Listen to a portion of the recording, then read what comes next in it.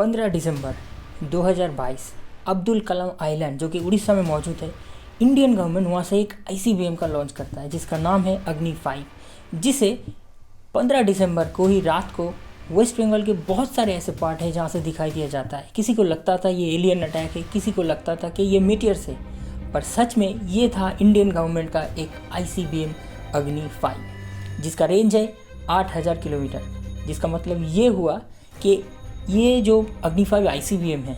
इसे इस्तेमाल करके कोई भी न्यूक्लियर वॉरहेड कैरी करके इंडिया ये 8000 किलोमीटर के दायरे में किसी भी टारगेट को डिस्ट्रॉय कर सकता है। और इसे सक्सेसफुल लॉन्च के बाद ही पूरे इंटरनेशनल मीडिया में इसे लेकर काफ़ी चर्चा होने शुरू हो गई थी। सक्सेसफुल लॉन्च के साथ आई शुड से हियर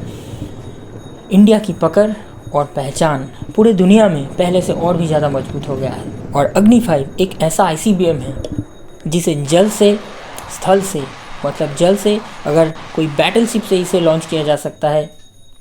इसे सबमरीन से लॉन्च किया जा सकता है, एवं स्थल से किसी भी छोर से इसे इस्तेमाल किया जाता है 8000 किलोमीटर के दायरे में कोई भी टारगेट को डिस्ट्रॉय करने के लिए। इसका मतलब ये हुआ यूरोप के बहुत सारे ऐसे देश हैं एंड चाइना का जो मेन लैंड है ये इंडियन रेडार के अंडर में है। मतलब कोई भी टारगेट को डिस्ट्रॉय करना हो तो आईसीबीएम अग्नि 5 का Indian government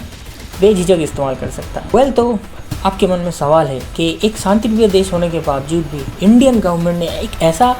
nuclear warhead carry करने वाला आईसीबीएम का इस्तेमाल क्यों किया, क्यों बनाया इंडियन गवर्नमेंट ने? तो इसे जानने के लिए हमें थोड़ा फ्लैशबैक में जाने की ज़रूरत है।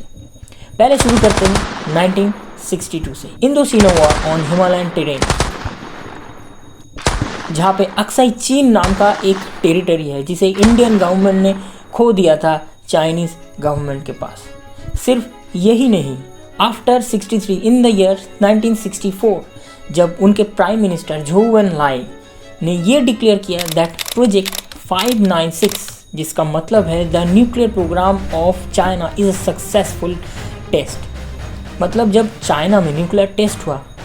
1964 में, तब इंडियन गवर्नमेंट को ये पता चल गया था कि ये इंडिया के सोवरेनिटी पे एक बहुत बड़ा सवाल है, क्योंकि किसी भी वक्त इंडिया का जो टेरिटरी है बाई चाइनीज़ फोर्सेस कंप्रोमाइज़ हो सकता है, या फिर अगर दूसरी भाषा में कहा जाए तो चाइना किसी भी वक्त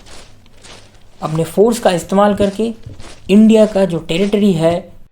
कैप्चर कर सकता है, because they become super power after the test of project 596। सिर्फ यही नहीं, after 1964 even in the year 1965 India के साथ पाकिस्तान का जंग शुरू हो जाता है in this area.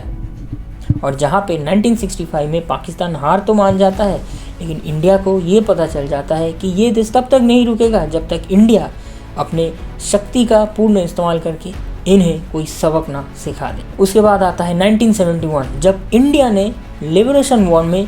East Pakistan को तोड़ के एक नया देश बनाया diplomatically and aggressively with the help of its defence forces, और एक भाषा के ऊपर बेस करके एक नए देश का शुरुआत हुआ जिसे कहा जाता है बांग्लादेश। इसी के साथ साथ इंडियन गवर्नमेंट को ये भी पता चल जाता है कि 1944 में जो न्यूक्लियर प्रोग्राम शुरू हुआ था with the hands of Homi Jahangir Bhabha, इसे एक नए दिशा की ज़रूरत है, इसे एक नए फॉर्म की ज़रूरत है। उसके बाद आया 1974 ऑपरेशन स्माइलिंग बुद्धा और पोखरान 1, जहाँ पे इंडिया ने जो न्यूक्लियर प्रोग्राम शुरू किया था 1944 में, और 1945 में जब Tata institute of fundamental research शुरू हुआ था इसे मुद्दे पे काम करने के लिए, इसे एक नया मोड़ मिलता है इन द ईयर 1974। और आता है उसके बाद 1974 जब Indian government operation smiling Buddha का टेस्ट सक्सेसफुली कैरी आउट करता है। तब पूरे दुनिया को ये पता चल जाता है कि इंडिया के पास भी जो पीसफुल न्यूक्लियर एक्सप्लोशन के नाम पे जो इंग्रेडिएंट्स मौजूद है, प्लूटोनियम, थोरियम एंड यूरेनियम, इसका इस्तेमाल इंडिया कुछ बहुत बड़ा करने में भी इन फ्यूचर इस्तेमाल कर सकता है। पर इंडिया का जो ये न्यूक्लियर प्रोग्राम है 1944 से शुरू किया था 1974 में, जिसे एक नई दिशा मिला, ये कोई आसान काम नहीं था। एक बहुत बड़ा सुपर पावर ने इंडिया को रोकने की बहुत कोशिश की। इवन इन द ईयर 1966 जब Homi Jahangir Bhabha, who was known as the father of Indian nuclear program, उनकी मौत हो जाती है अचानक से after the crash of Air India flight 101। तब सबको पता था कि ये एक साजिश है, ये कोई मौत नहीं था, ये था इंडिया का न्यूक्लियर प्रोग्राम को रोकने का एक बहुत बड़ा जरिया। And in the year 1980s में जब इंडियन इंटेलिजेंस को पता चलता है कि Pakistan is behind the nuclear program and making something like weapon of mass destruction, तब इंडिया भी डिसाइड करता है जो पीसफुल न्यूक्लियर प्रोग्राम है इसे अब समय आ गया है ब्रह्मास्त्र में तब्दीली की। और ठीक इसके 18 साल बाद 1998-18 में ऑपरेशन शक्ति और पोखरण 2, जब इंडिया पूरे दुनिया को दिखा देता है कि अगर ज़रूरत पड़े जो पीसफुल न्यूक्लियर प्रोग्राम है इसे इंडिया इस्तेमाल करेगा वेपन ऑफ मास डिस्ट्रक्शन के लिए। ठीक इसके 18 साल बाद 1998-18 में इंडिया एक टेस्ट कंडक्ट करता है वेपन ऑफ मास डिस्ट्रक्शन वाला टेस्ट। ये कोई पीसफुल न्यूक्लियर एक्सप्लोजन वाली टेस्ट नहीं थी, ये था एक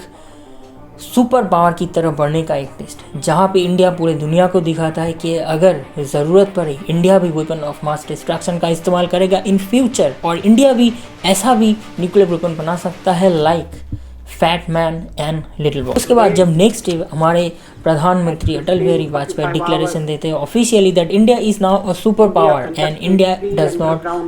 depend on anybody to make its own weapon of mass destruction. और इसके ठीक बाद USA and our great allies Japan ने भी बहुत सारे सैंक्शंस जारी कर दिए इंडियन गवर्नमेंट के ऊपर to stop its test. India ने इसके बाद कोई टेस्ट नहीं किया, लेकिन इंडिया का जो प्रॉस्पेरिटी है इसे भी यूएसए एंड जापान रोक नहीं पाए।